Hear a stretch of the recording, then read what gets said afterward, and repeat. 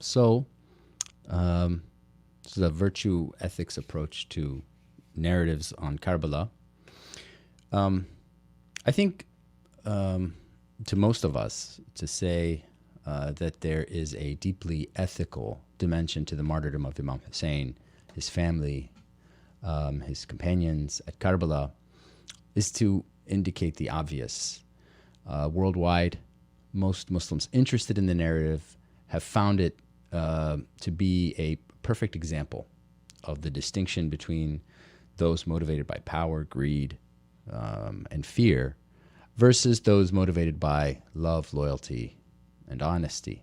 So that dimension of my argument is something that we probably don't need to discuss too much, especially considering our audience. But to make two other claims about Karbala might take us more time. It might get us a bit more mired in detail.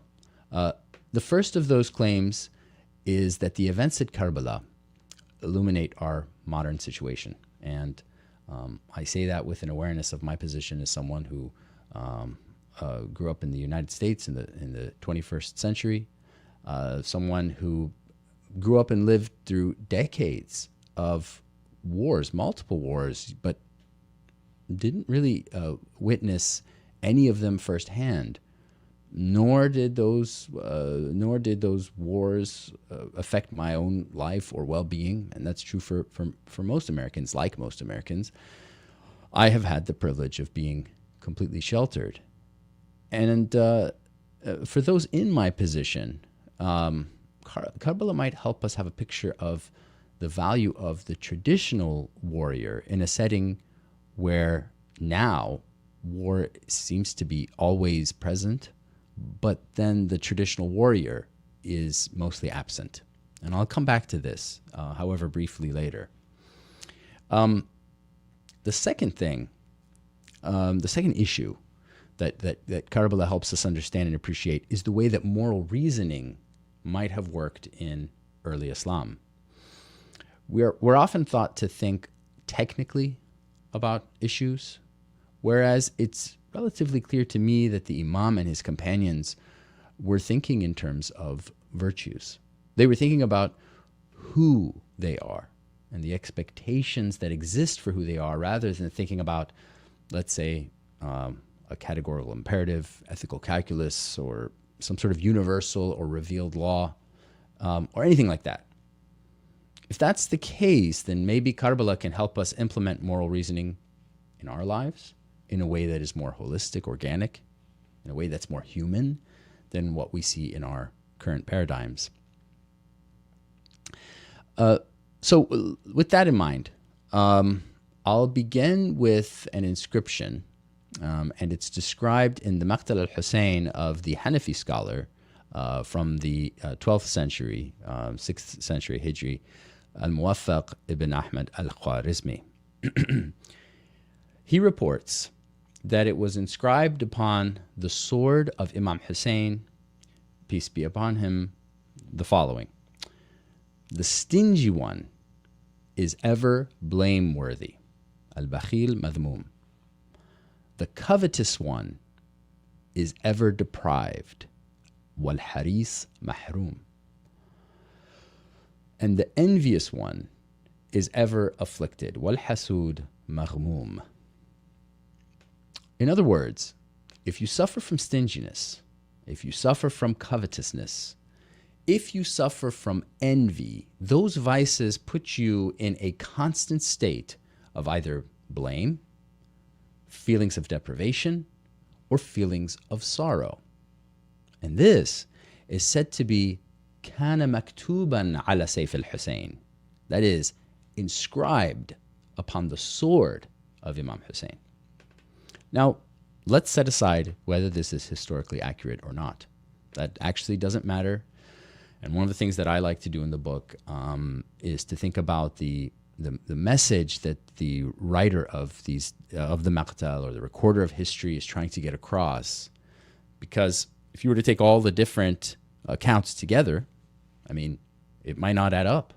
Not all of it can be historically true at the same time, if there's any kind of discrepancy. But all of it can be thematically true at the same time, especially when there are consistencies, and there are. And there's always a reason why something has been recorded in the way that it's been recorded. And you'll find over and over again with the story of Karbala, this emphasis on ethical perfection.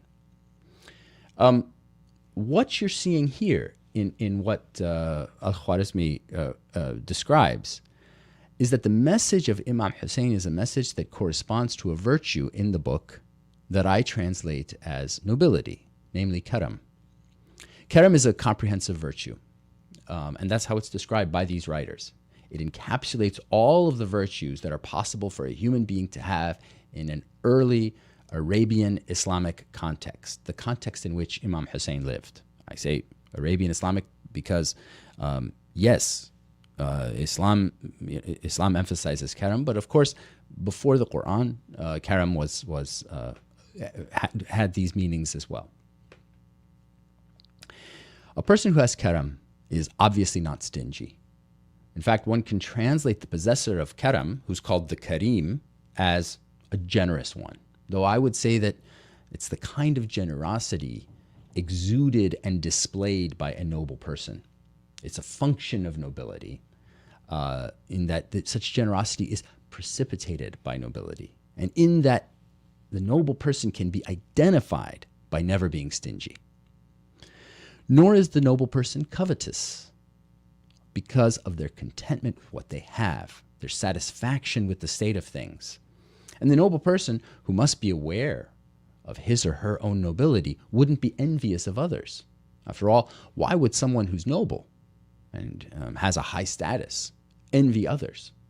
Either those other people have the same status and can thus support the noble person in his or her aims, or they should aspire to be like that noble person. They're, in other words, someone that noble person has to pull up to their level. The Karam embodied by Imam Hussein and expressed on the plains of Karbala is actually the driving factor in so many of the things that the Imam does. And in that way, it might even be the central or core message of the Karbala narrative. Now, that's something to think about and talk about, because obviously what we call taqwa, God-wariness, is incredibly central as well. But one has to think, is taqwa a function of karam, or is karam a function of taqwa? It's a discussion to have. In a way, you could see taqwa being a function of karam because it shows the nobility of that person in observing the proper relationship with God, the ultimate source of goodness, the ultimate source of beauty. But this is something we can talk about later. But going back to the inscription on the sword of Imam Hussein, you'll see there's a kind of happiness or felicity that comes from being free from these vices. The person who has the vices that are written on the sword is unhappy and ultimately not free. They're bound by their own desires, whereas a person who has nobility and therefore doesn't have these blameworthy traits, you see how they're free from them, right? They're uninhibited. In fact, one interesting phenomenon about the Karbala narrative, or Karbala narratives in general, is how often the word free comes up in them. Imam Hussein challenges his enemies toward the end of what happens on the day of Ashura. He senses that there's a threat to his camp after his death, a threat to the women and the children. And so he says to them famously, "Woe unto you, if you have no religion and you do not fear the day of the return, then at least in your worldly affairs be free men of noble traits. فَكُونُوا فِي أَمْرِ دُنْيَاكُمْ أَحْرَارًا ذَوِي أَحْسَابٍ." Safeguard my camp and my family from the cruel and dissolute among you. In other words, if you're not driven by piety, taqwa, by the fear of the day of judgment, then at least be free men. Be good, noble Arabs. Behave, at the very least, like those Arabian warriors who, even before Islam, understood that these actions are inappropriate, attacking women and children and not protecting them. Behave as though you come from good families. Behave as though you're part of a moral elite, even if you've lost your religious zeal, your devotion to God, and your fear of betraying God's messenger, the Prophet Muhammad. Here and elsewhere, the word freedom, so here, ahraran, free men, it comes up over and over again. So we see it to describe Imam Hussein's brother, Al-Abbas. And of course, in a beautiful touch of irony, we see it in the case of a man named Al-Hur. He's named the free one. The irony is that he's named Al-Hur, the free one, but he's caught between two worlds. His allegiance to Ibn Ziyad and the enemies to Imam Hussein on one hand, and his awareness that this purported criminal, Imam Hussein, is actually the son of Fatima, the daughter of the Prophet, in whom he believes. So he's not free. His name is free, but he's not free. It's only when he finally makes that choice that Imam Hussein declares him as being free, just as his mother named him. This freedom, then, is a moral freedom. It's a freedom from vices, but it also refers to a person who is noble and of good birth. I should just mention here that such use of the word free applies in a much larger context. You can see it in the Greco-Roman world. When we say, for example, the liberal arts, what we mean are those arts or those sciences that wealthier, noble, free people could study because they weren't bound by the sort of manual jobs comprised by what's called the technical arts. This idea of a free person is common to the Mediterranean, Western Asia, and it describes a noble class of people distinct from those who are enslaved, were once enslaved, or might be called commoners. Now, from an American egalitarian perspective, it's difficult to appreciate such traditional virtue systems where there are these elites who are meant to be imitated by others, elites who function as models for the rest of society. But I would say, American egalitarian prejudices aside, it also doesn't really describe the situation in early Islam, which even then was, in many ways, an egalitarian religion. The Quran and the Hadith often try to elevate everyone to a standard met by elites who are elite, not because of their wealth, but because of their moral goodness. Their nobility has an otherworldly quality to it. And of course, those moral elites are the Prophet and his family. So when we compare the two camps in the narrative of Karbala, on the one hand, we have Imam Hussein and his followers who are associated with Karam, or nobility. And on the other hand, we have those who are not free. They're bound by improper allegiances, but they also aren't behaving according to the more general standards of nobility that they know to exist. There's more than that, though. And this is something that I explore in the book. Another issue is that Imam Hussein and his camp follow an older model of what it means to be a warrior than what is starting to appear in the camp of Ubaydullah ibn Ziyad and, by extension, Yazid ibn Muawiyah. Think about it. Imam Hussein's camp in Karbala is a small group of people, let's say 72 or so soldiers, accompanied by their wives and children. In their model of warfare, their leader is present on the battlefield with them. Imam Hussein is there. He watches them go out. He's present among them. And he's going to engage in combat after being defended by them. And I have to add here, because a certain historian misunderstood the fact that Imam Hussein remains until all of the other soldiers go before him. This follows the traditional model of warfare where the honor of the soldiers lies in protecting their chief for the entire time that he's present. So these warriors who fight for Imam Hussein do so because their allegiance is to him. And it's to him because of who he is. He is thoroughly a noble person. He belongs to the moral elite. He is someone worthy of defending, worthy of one's loyalty, and he is there. He's present. Now look at the other camp. What you begin to see is that creeping into Islamic history is the imperial model of warfare, which is very different. In the imperial model of warfare, the moral leader is absent. So Ibn Ziyad is not there. He's not present on the battlefield. He's the governor of Kufa, which is where he stays. Even more than that, the ultimate commander of all of this, Yazid, the caliph, he's even more absent. He's further away.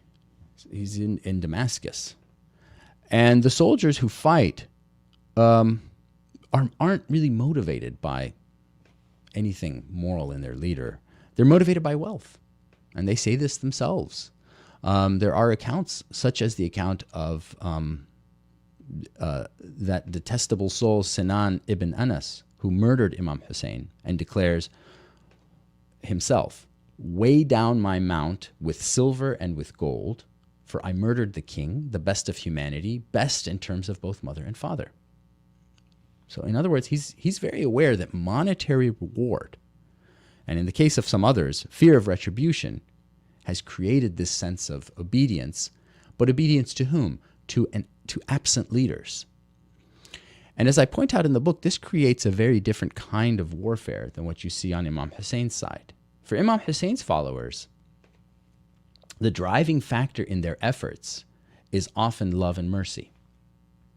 The quintessential warrior in Imam Hussein's camp is his brother Al-Abbas. Now look at who Abbas is. He's a loving brother. He's a caring uncle. And the main mission in the narratives is when he goes out to bring water back for the children. And upon his return, he loses his limbs. He's surrounded. He's outnumbered. But consider what the narratives tell us very often about what's going on in his mind. His thoughts are said to be focused on the disappointment of those children, the thirst of those children, and the thirst of his brother. It's love, it's care, it's compassion. There's something fatherly or even motherly about the actions that the soldiers take. Those soldiers also find solace in the fact that their chief is there. He appreciates their actions, their sacrifice, and their loyalty. So there's a direct connection. On the other hand, the quintessential symbol of the imposing imperial camp for me is the famous archer Harmala. We might call him a sharpshooter, actually. He shoots from a distance, and he's not really involved in the action that he undertakes. There's no risk to himself in what he does. And what he does, he doesn't do out of love or care for anyone. It's an act of obedience that stems, again, from either fear of retribution or hope for worldly reward. But an important part of the entire situation on the battlefield for Harmala and his ilk is that there isn't even room for mercy or love. So in Harmala's most famous act of murder, when he shoots an arrow through the neck of Imam Hussein's infant, the accounts tell us that the compassion of the imperial army had been aroused. But one issue that existed was in that short time frame, no one could obtain approval from Ubaydullah ibn Ziyad to make an exception and have mercy on this baby. There isn't room for that kind of thinking. There isn't room for that kind of mercy. The order has already been made, and the person who made the order isn't there. So it's being carried out, one might say, robotically. So this brings me to my first conclusion, the one I had mentioned before about modern life and about the kind of moral reasoning that we do. I'll mention it here quickly, and perhaps it's something that we can discuss in the question and answer portion, because a brief discussion wouldn't really do it justice, and I haven't really gotten into the details of this part of the argument. I'll allude to it. To an extent, the manner in which we live is more conducive to that robotic type of decision making than to the interpersonal and traditional kind of life that Imam Hussein and his supporters adopted. Moreover, the warfare that we see around the world today is more robotic than anyone could have imagined. A cold, calculated, mitigated by level upon level of absent decision makers, a sort of way of doing things. And that means that there's less room for mercy. And there's no room for what I call the warrior ethos, the noble warrior that we see in these traditional contexts. And that's both East and West. I didn't get into it here, but my interest in the narrative of Karbala is to think about other traditional warrior narratives that are like it. There wasn't room in the book to do that. The book is a very short book. But I think that would be the extension of the book, would be to think about other such narratives. So this is so tied up with the structures of modern life, this, let's call it robotic sort of way of decision-making, that the only hint of reprieve that I see is in the remembrance of something that doesn't exist perfectly for us. And that would be in the commemoration of warriors, such as Hussein and Abbas, by commemorating them, reliving in an empathic way the events of that time. Then by means of our remembrance, we keep those virtues alive. Now, in terms of moral reasoning, I want to point out two things, both of which comprise the second conclusion that I'm getting to, my final conclusion. First, that the way that Imam Hussein seems to make decisions and declare his decisions often have to do with who he is, his stature as a moral exemplar, and what befits that stature, what suits that stature, much more than what we would call some sort of universal rule-based or technical approach. So, for example, we know that at a certain point, Imam Hussein and his soldiers were about to be cornered by Al-Hur, I mentioned earlier. Zuhair ibn al-Ghayn, the Imam's supporter, brings up the option of attacking early, at that point, before they're completely cornered in Karbala and they have no chance of victory. He basically suggests, let's attack now against Al-Hur and his army, and this would give Imam Hussein and his army a chance. Strategically, what Zuhair says makes sense, but Imam Hussein refuses. And he says, I will not be the first to fight. Now, for reasons that you'll soon appreciate, I read this as saying, it is not befitting for me to be the first to fight. To understand what I mean, let's go back to a much earlier declaration, one made before the events in Iraq took place. The governor of Medina, a man named Walid ibn Utbah, tried to place pressure on Imam Hussein to give his allegiance to Yazid. Let's consider the language of what Imam Hussein says in response.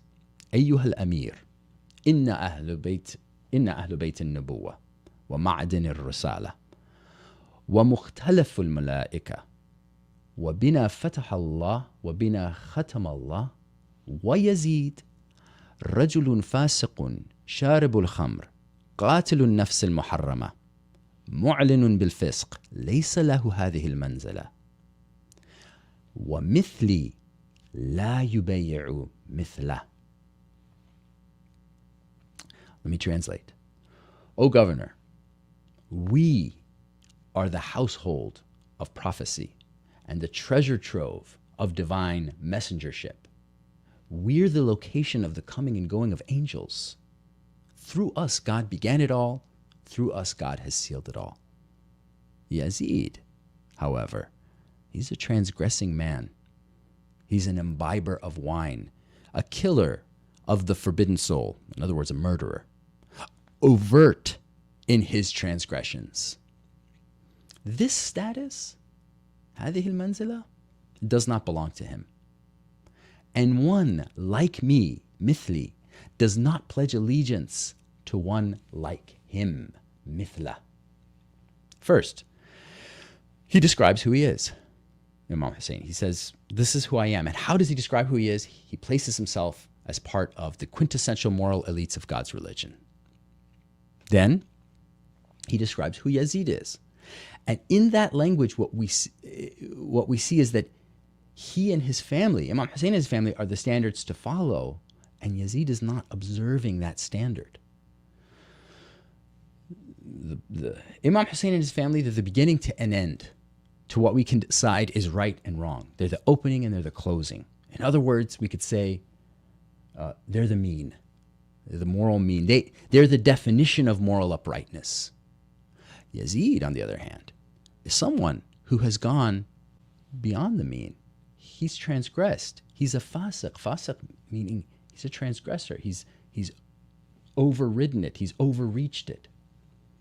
He's sharibul khamr. So this doesn't merely indicate that he's a sinner. Look at the sin.